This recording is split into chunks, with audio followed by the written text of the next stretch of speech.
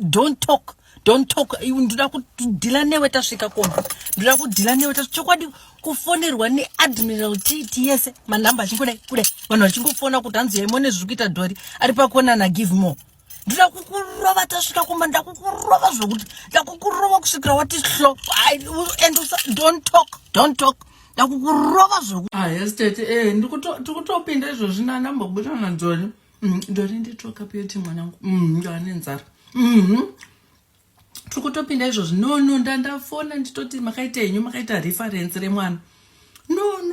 ndandagwaziwa ndikagwagwaira nekugwaziwa kuti zvino mwana wangu enda usina reference here ndikati hino ndodii ndikati hino ndodii ko mwana asina reference aiwa makaita henyu no dhori ari very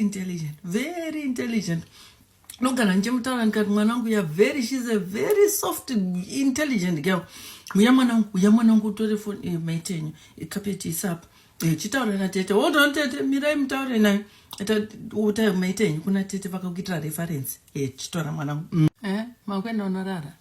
okay alright masiya maclear mukitchen ka alright maite henyu asikana dhori gara pasi hansandapedza newe tida kudhila niyeye yatambotaura naye masikati ungochifona kanganwa